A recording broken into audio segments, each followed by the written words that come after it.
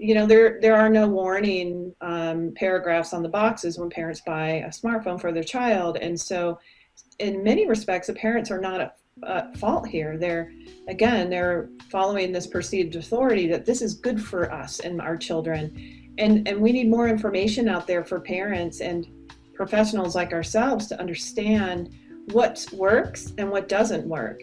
That was Tracy Markle, founder and co-director of Digital Media Treatment and Education Center, or DTEC, in Colorado. Today, I'm speaking with Tracy and the other co-director at DTEC, Dr. Brett Kennedy, about children and tech. Tracy is a licensed professional counselor, a title we covered in depth in episode 37, Understanding Treatment Centers, with April Garfoli. And Dr. Kennedy is a licensed clinical psychologist, both of who are at the leading edge of developing some best practices for the treatment of digital media overuse issues. I'm your host, MartinJon, the Recovery Mentor, and I want to welcome you to the Recover Yourself podcast, where we address topics you'll be facing while on a journey to recovering yourself. This podcast is all about expanding the definition and scope of how we understand both addiction and recovery. I'm interested in doing this so everyone has an opportunity to recover themselves. This way, no matter where you are on that journey, there is a place for you here. As someone who has a platform of talking about recovering too, it is important to me to focus on all of the insidious ways we are being coaxed into having addictive relationships with our surroundings. Whether or not you see tech as something you can be addicted to in the clinical sense or not, doesn't minimize the points being laid out in this episode. Tech is here to stay, and it is, more often than not, used as an escape. We are taking a deep dive into persuasive design and how companies have utilized marketing and design to gain perceived authority, not only from parents, but from the entire education industry, which has put tech into the hands of children, once again solving the problem of discomfort well before asking the question, is discomfort a problem at all? Dr. Kennedy, Tracy Markle, thank you so much for joining me. Thank you for having us. Yeah, thank you. We're excited to be here as well. All right, so we are going to be talking about digital media overuse. Is that right? DMO, is that how you guys refer to it? Yes, that is how we categorize digital media use, overuse, even to reaching the point of where probably one could describe it as an addiction. How does one define overuse of digital media? It's everywhere. Well, I think most people would say they overuse it. And whenever we have a conversation with somebody or they come to us seeking support, they'll say, I'm addicted or my son's addicted. And more often than not, they don't meet criteria for addiction, which is something we could definitely share and differentiate from overuse. Really what how it's defined is it's causing distress for people. They get headaches because they're in front of the screen too much. Their eyes hurt. They're not exercising because they ended up watching 3 more Netflix shows than they intended to. And so a lot of people are complaining about the side effects of it, but they're still able, for the most part, to have healthy relationships, go to work, go to school, but they do feel the distress from it. So we're not waiting for like the diagnostic manual of mental health to define this. You guys are stepping in. Now, what caused you guys to do that? Like, what were some signs that you guys got that was like, we have to start doing something about this?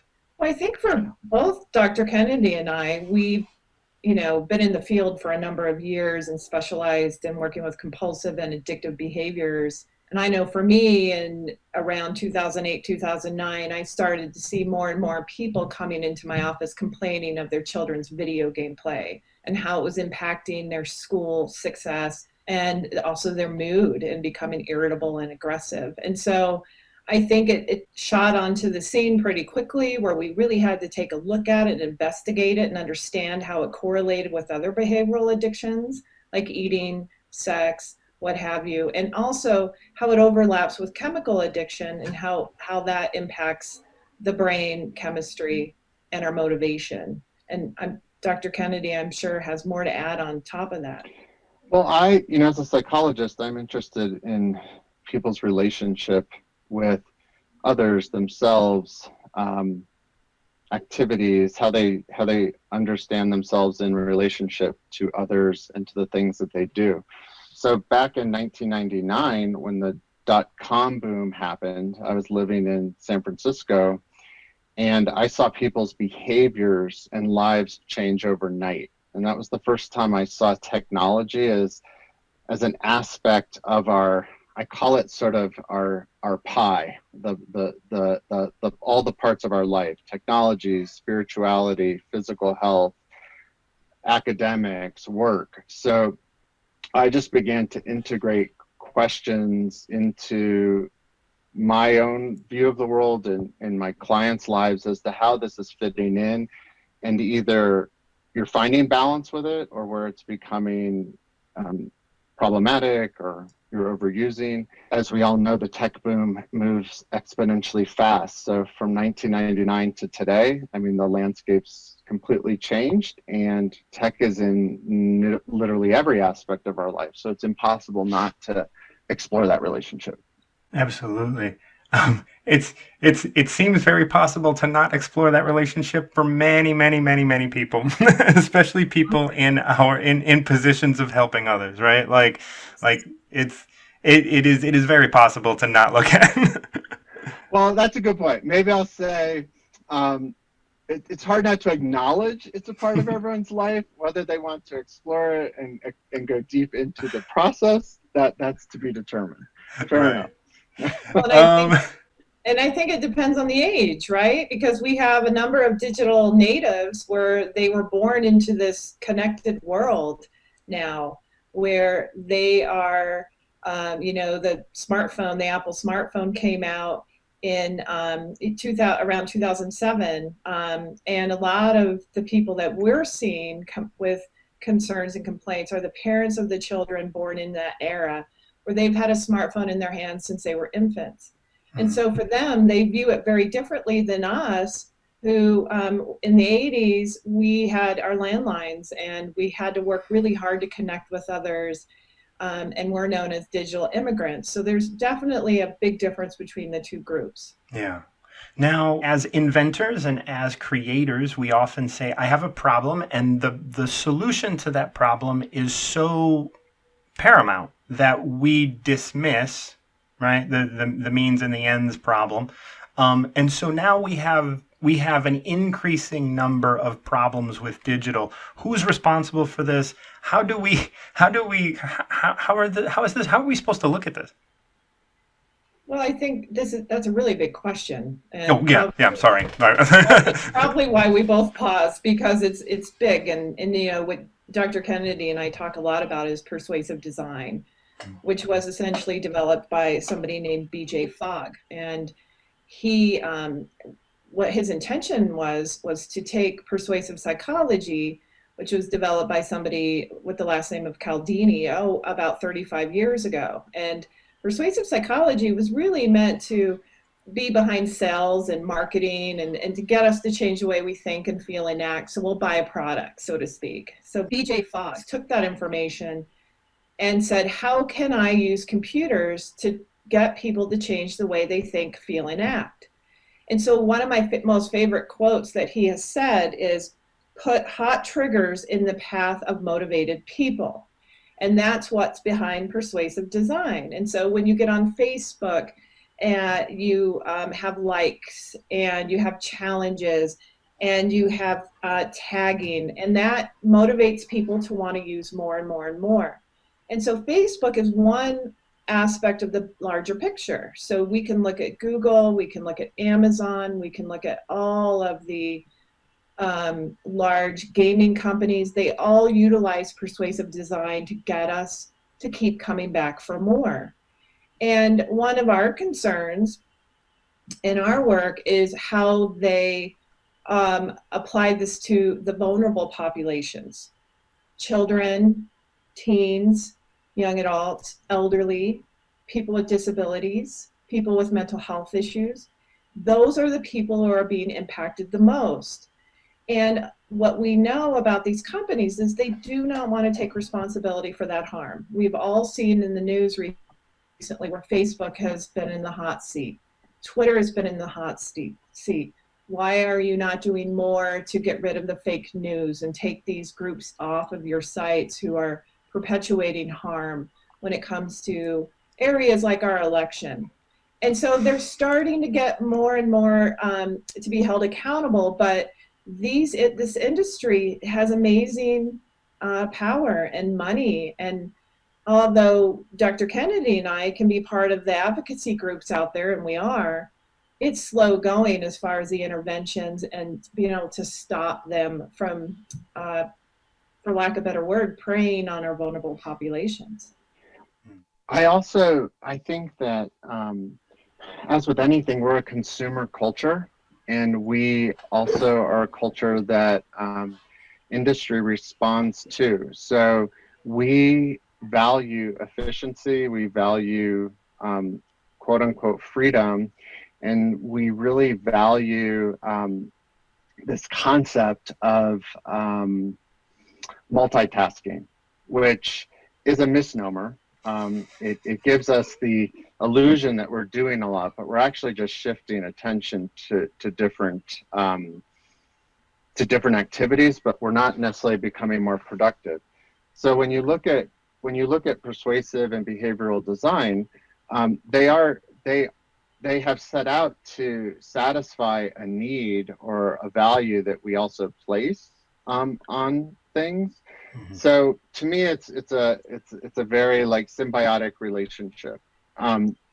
And one of the powerful aspects, though, of persuasive design is how it overrides our free will, common sense, and knowledge. Because how many of us have grown up where we're told you can't get anything for free, or nothing's free in life, or that kind of statement, and yet we're regularly giving ourselves up as data to the companies, and it's the data that they need to build their products, to garner advertising dollars, and to keep us engaged on the product. Netflix is a product, Facebook is a product, Amazon is a product.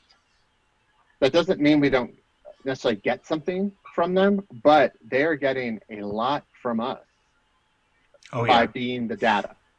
Yeah, it's amazing to me how Amazon physically does this as well by giving us that instant gratification and can deliver us something within a day or like on the same day, and like those sorts of responses,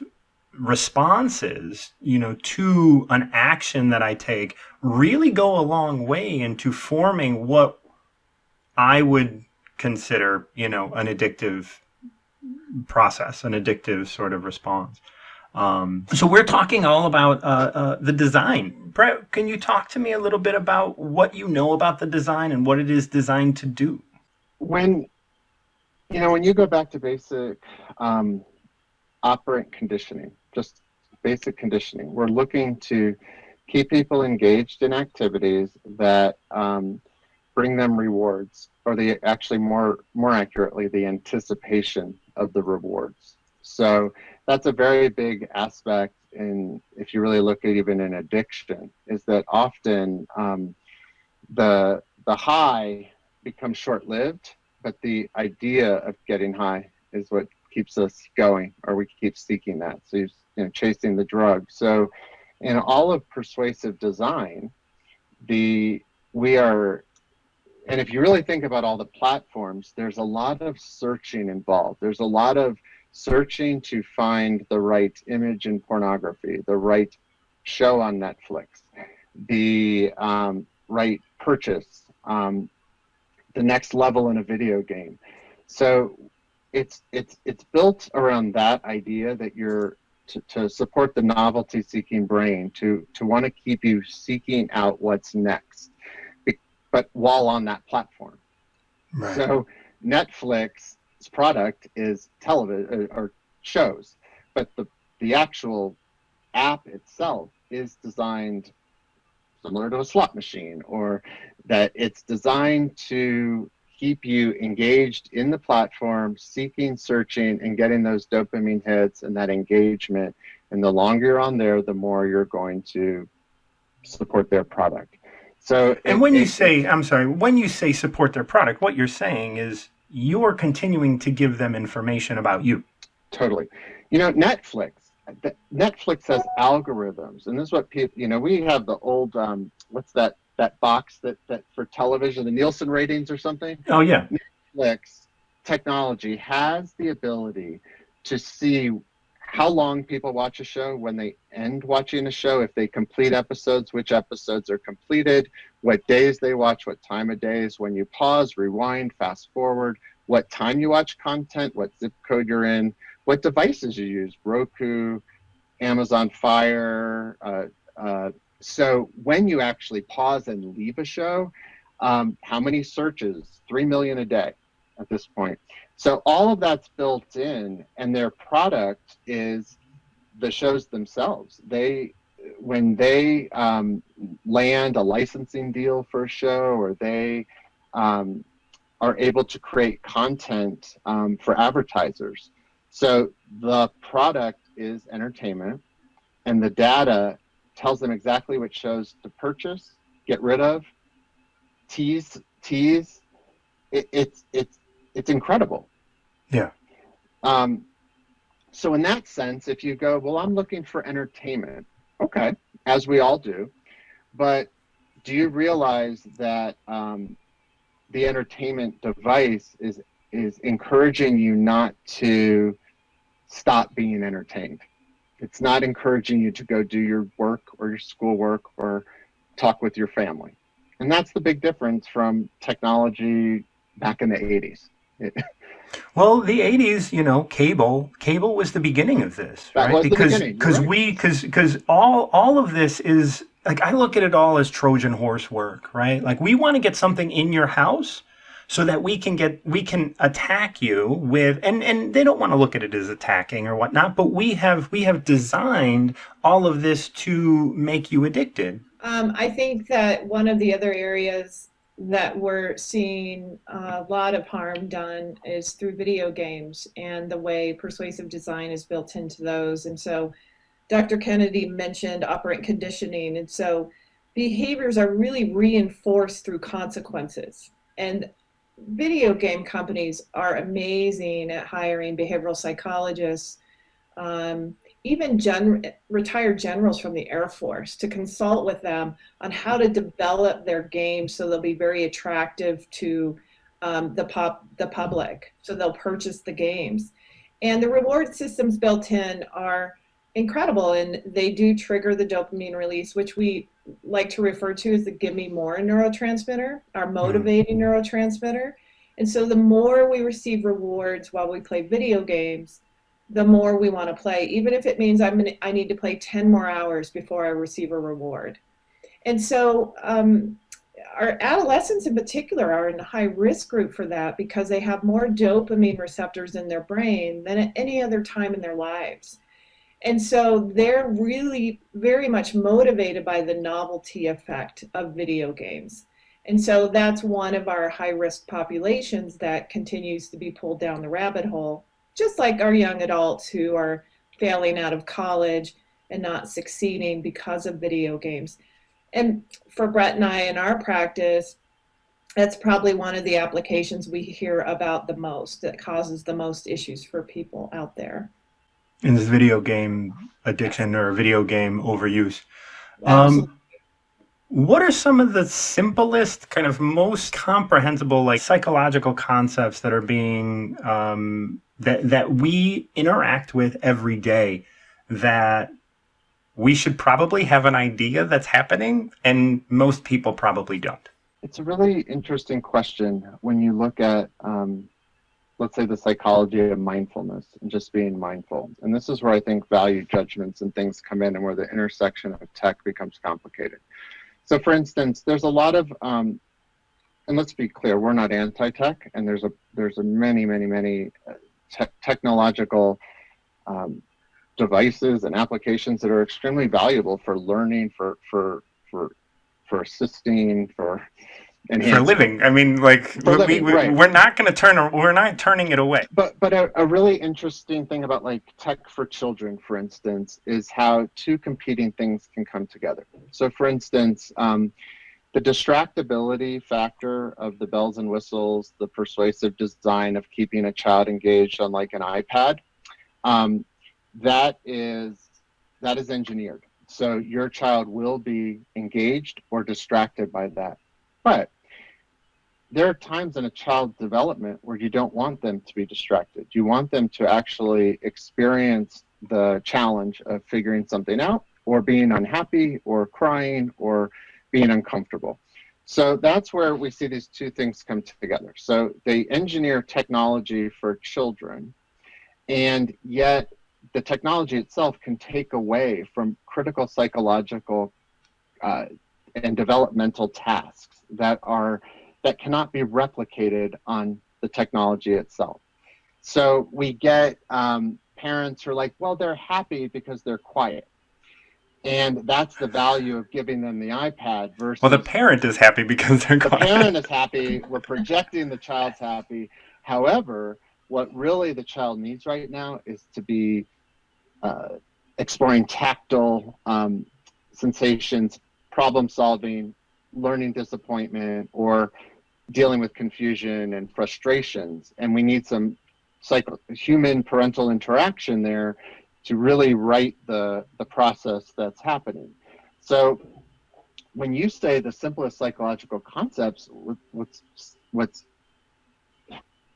a very powerful reality is we're trying to override some of those at the earliest stages with technology. Right. And that's where you really, to me, get into the ethics and the question of, well, who's driving the bus here? And why, like, the company here is putting out something that causes one thing for a child, but it's clearly overriding another. And the other is really what needs priority for healthy psychological or, child development.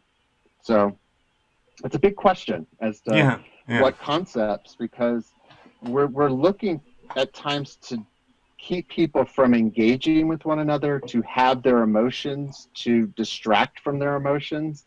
And those are all things that those that struggle with addiction eventually find themselves falling in. I don't want to be, I can't be present.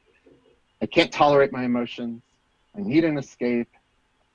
So what I want to add on to the comment about parents and putting the device in front of their children, and one of the key components of persuasive design is authority, having authority. And a lot of the parents will come to us and say, educational apps, isn't that something I can let my child use? And because the companies that develop educational applications have authority in the parents' eyes. Although what we know about these companies is they do not hire developmental psychologists or educational psychologists to develop these apps. They don't have anything to do with that, because they, in general, take a stand of children should not be using educational apps, to Brett's point, to have healthy social and communication development. So that's one of the areas that we're running up against in a lot of the work we're doing is actually the authority isn't there, but the perceived authority is very strong, and that misguides a lot of parents. When I hear the idea of perceived authority, I once again can't stop thinking about big pharma. I can't stop thinking about like these large organizations that have just they create a drug. That drug has a commercial on TV. I'm going to go and ask my doctor for that drug. And then I look at tech in schools, especially grade schools. I'm just going to let you guys go on that. Like, can you talk to me about tech in grade schools, how that's been getting implemented? It's one of our passion areas, and an area that Brett and I've spent a lot of time trying to help influence, at least in our area. Right. But see, you're highlighting a theme. You're highlighting a theme that is critical, that is about this intersection between values and efficiency and also socioeconomic issues. So basically, for efficiency's sake, tech has entered into the school systems. It's an efficient way to get data from students, and it's an efficient way to get information to students. So when the big tech companies, though, sponsor the the Chromebooks, and they sponsor the data that's being given to the school district. So in many situations, low socioeconomic communities and other circumstances, having technology brought in and given to students is important. It helps. It offers them something that they're not getting perhaps in the school district, or because of the community or the funding. However, it's sponsored by a tech company, so the data and the information they're giving is curated accordingly. And so this idea of it always feels like a fool's choice at times, of like, well, I have to accept this to get this, but sacrifice this to have that. And that's what we find is really difficult in the school system, because the data and the studies have show what is effective in terms of reading and retention. And I mean, Tracy could give lots of examples, and it's not supported by the tech. No, I mean, there's been multiple research studies performed, and they have not been able to produce positive outcomes for technology in schools, especially with our younger populations. And it all comes back to brain science and what's needed to help these young people develop in a healthy way. And most importantly, it's face-to-face social connection. And that's how, they learn how to be appropriate in today's society, how to behave, how to follow societal norms in the most positive way. And what Brett's pointing out is Microsoft and Apple in particular are the authority to these schools. They're coming in and saying, listen, we're going to give you a screaming deal on 1,000 Chromebooks. Here's how it's going to improve your kids' educational experience. And so even the schools are falling prey to that perceived authority, and that actually there's no research to back that up, that it is producing positive outcomes. Now, there are ways to do this that will produce positive outcomes, and it's not the one-to-one that they're doing right now, which is every child gets a Chromebook or an Apple iPad. It's really about this rotation model that a lot of schools around the country are having success with, where essentially you have a number of iPads or a number of Chromebooks that are wheeled into each classroom, and everybody grabs that, they use it, they interact with it, and then it goes to the next classroom. But a lot of the work is done face-to-face on the whiteboard, so to speak, writing, reading, what have you. And so it's a large topic. And one of the areas that we often would run into is schools requiring smartphones. And smartphones are essentially a tiny computer. You can access everything on them at any time. And that's where we're seeing a large issue with a lot of our young people, because schools are requiring smartphones. Parents don't feel like they can set boundaries and limits. And so where the conflict often resides is school principals saying this is required, yet the values that the parents have do not correlate with them whatsoever.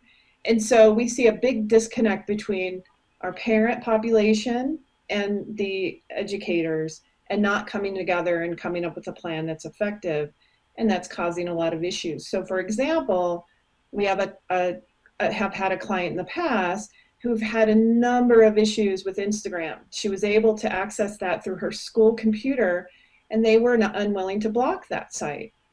And it caused so many issues that eventually the police had to be called because of perpetration issues. And so it was a big uphill battle for this family. And I think that's a really good example of what we're dealing with out there right now.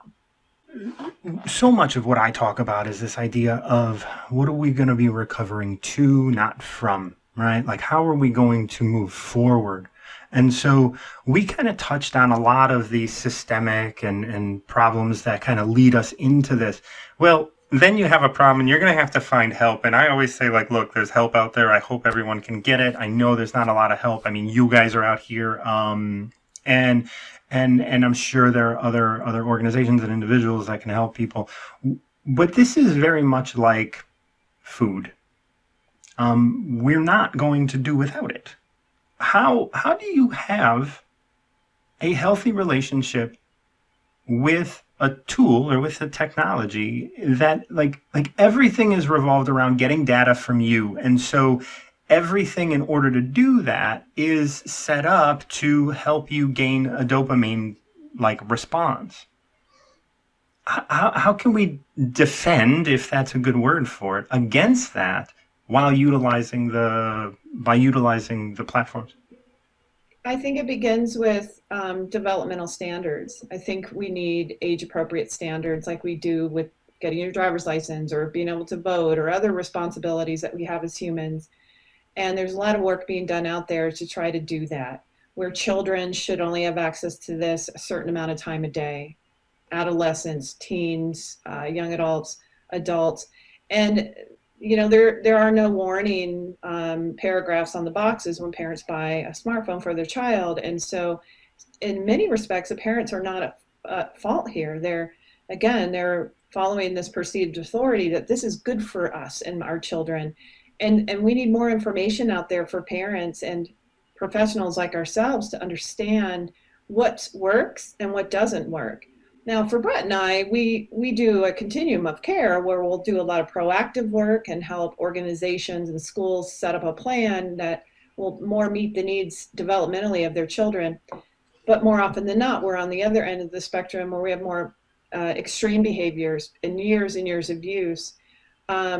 And so one of our motivations is to create a standard of practice, which we've done as far as treatment approach and how to approach people in an effective way to help them get on the path of healing and moving forward rather than staying stuck. Our college age population is our number one high risk group for internet addiction because campuses are completely plugged in. And it's the first time they've left home and they lack structure and accountability and they've got to figure it out for themselves. Colleges need to step into this responsibility and figure out how to support their students to connect and stay healthy, and retention rates are really important to them. And college students today, they're the first real like full on digital natives, like modern digital native. That's right. That's right. So it's very normal for them to have a smartphone in their back pocket and a computer in their room, but where we call the parents that we work with often, we call them pioneers, because you're at the beginning of this field, this world where there's not a guidebook, there isn't warning messages when you buy the smartphone for your child. And so these kids go off to college and unbeknownst to parents, they're ill prepared to handle the technology that they have. And so a lot of our young adults that we work with are failing out, are struggling to connect. And so we need to just help get the messaging out there that there is a path forward and it's not complicated whatsoever. So I'll stop there and let Brett jump in. Not complicated, yet uncomfortable. Yes, totally. Good point. I believe that the key here, and to your point of gravitating towards something, is rooted in education and science. And that, we often live in a very polarizing world where it's either or.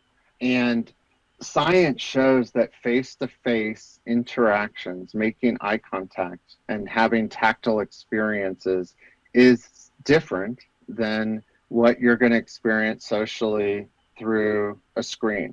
It doesn't mean that what you experience socially through a screen isn't valuable or isn't extremely important to you or that it isn't amazing. It's just different. And so when we move into, especially with the group that's grown up with this, they have formed relationships, sometimes with people they'll never meet. And those are very real relationships. Sometimes they undervalue face-to-face interactions or see them as equal.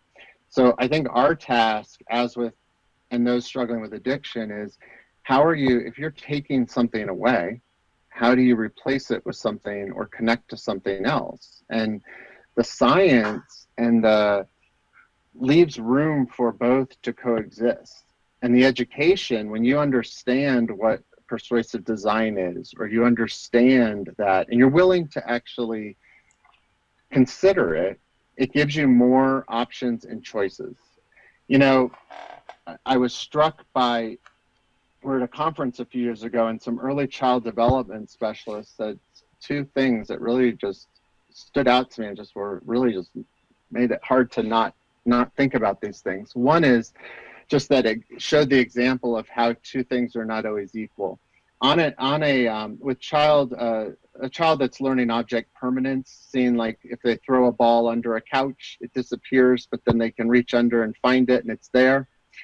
That is replicated on an iPad. Kids play that game all the time, but it does not translate. If they learned it on the iPad and then they went to do it in real life, it would not translate.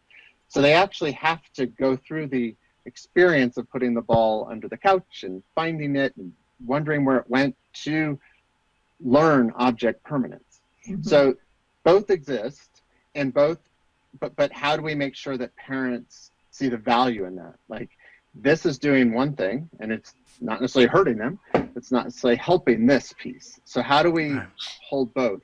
And the other thing, which was more of an observation, but I thought it was really interesting, about the value of communication. Kids are learning to grow up with Alexa ordering around a device, not talking politely, not asking, not negotiating. Turn on this, do this. Early child development specialists are exploring how that's going to impact how they start communicating with people when they first go to school. Are they ordering their teachers? Are they expecting instant gratification? So the relationship with technology has to include basic human development, science, and psychology. Right. You can't take the human out. We need the human interaction. I mean, it's more important than ever, isn't it? Well, this brings up an idea that I don't know that we'll explore, but the idea that, like, students are dictating so much of their college education right now.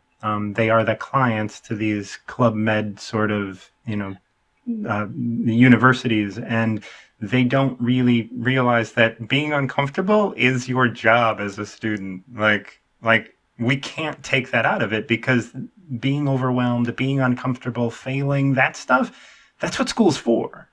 Yeah. Absolutely. And it just hurts my heart that people are out there going like, yeah, no, it's not supposed to be uncomfortable. But it's like, no, that's exactly what it's supposed to be. Yeah, absolutely. Good point. So we can't tell you the number of parents who discover, who don't really know the content, the degree of use, or anything about the video games their kids play. They just know they're playing video games. So, and then at a certain point, often with our clients, they've reached a point where it's become problematic, and that's why they're coming in. But you'll often hear parents say like, I wasn't interested in that stuff. I don't like it. I don't get it. And so inherently, the discomfort of even relating to their kids, exploring it, developing a dialogue around it was missing for years. So I think the discomfort piece overall in our culture and in addiction work and in just life is that we continually gravitate towards dopamine.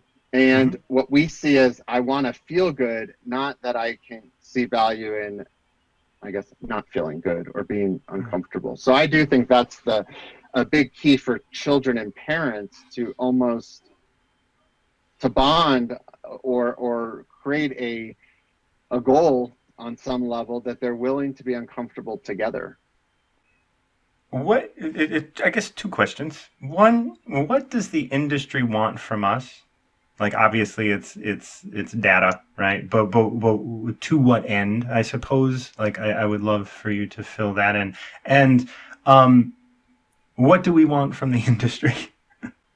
Geez, I think, what do we want from the industry? I don't think people know, because people really have not thought about it ahead of time. We're just responding to the technology that's coming out every day, or I should say reacting.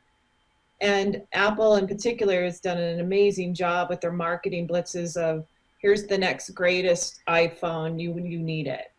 And so I think that's one of the complications that we as humans run into is, This isn't a planned approach. Just like the cigarette companies back in the 60s and 70s, they actually were portraying to the American public that this will help you have better lung health if you smoke cigarettes. The people who rode in the Tour de France used to smoke cigarettes because they thought it would improve their lung health. And it took us a long time to figure out that wasn't the case. And I foresee that with technology as well, that we're starting to see people step into this place of, wait, there's a problem here, but what is it? I don't understand it. It's meant to be really complicated, so we don't. And even for Brett and I, where this is an area of study for us, it is hours and hours and hours of work to stay up with what's happening out there. So I'll speak to that side of things. I think it's interesting when you look at it from a systemic place. You know, each department of an app that's created an app is, in my view, they are operating with what do we need to do to keep people engaged in this part, and then it's going to join this part, and sort of then the app or the product becomes the device or the relationship that people are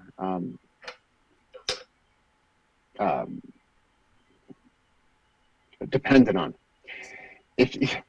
But it also goes against, it does go against conditioning to some degree, because you have to, intermittent reinforcement and rewards are kind of what keep people engaged. So I'm wondering, I'm wondering where that tipping point is, where at some point a device itself just can't do what walking barefoot outside in the grass can do. And the things that we know are there. So I'm hoping that and it's very naive and very optimistic, but the tech companies would say, you know what? There's some value in actually reinforcing these other things, because that even of itself is going to keep people more interested in our products. You're such an optimist, Brett. Well, it's a tip. It's that point of like, when is the tipping point in which you where even the technology saturates someone, that the novel thing is to be off the technology, so you'll want to be back on it. So I do think I'm looking more for a level of awareness of just like where the value in the greed and the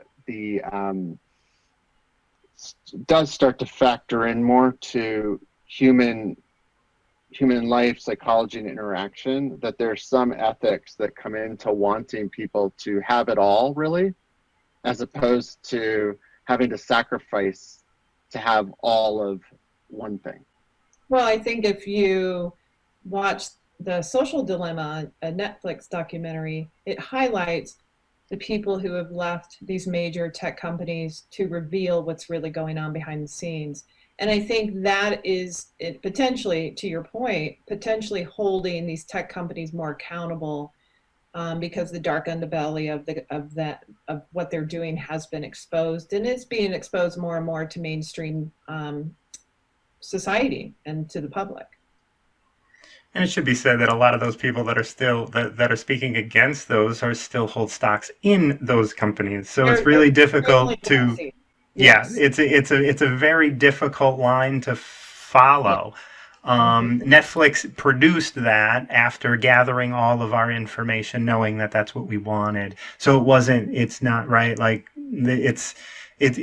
although there is, like, I do believe there is an altruistic end to this. It might not come in my lifetime. We'll see. I do believe that, like, that is going to win out in the end. Hopefully we have grass to walk in when that happens. One of the things that we know about kids who are behind screens all day is they're becoming less and less interested in nature and the outdoors.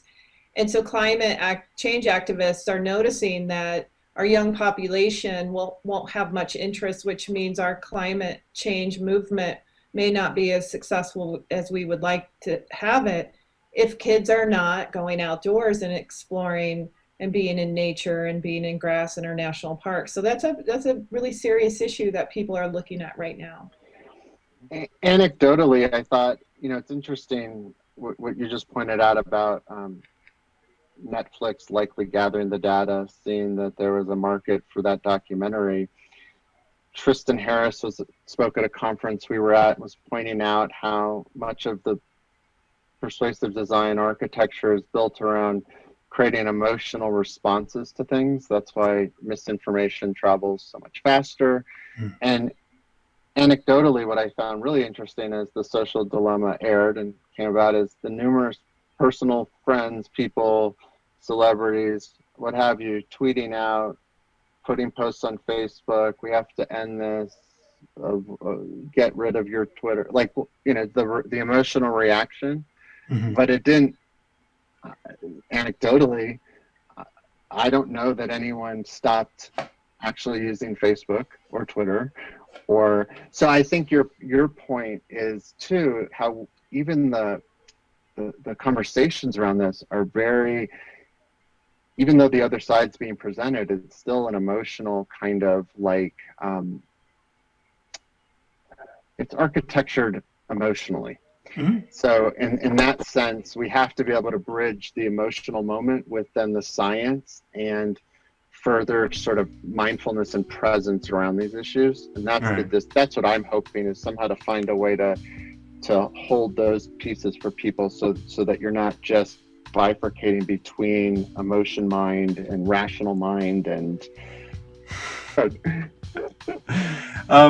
thank you both so much for joining me. I hope this was good for you. It was definitely for me. So Absolutely. It's really fun. We always enjoy talking about these issues, and thank you for your interest.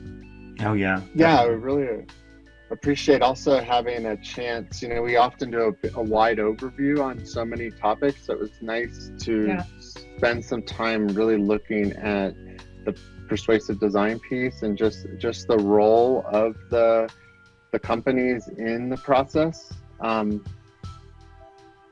how and so I really appreciate like the focus of this talk. Oh, good. I'm really glad.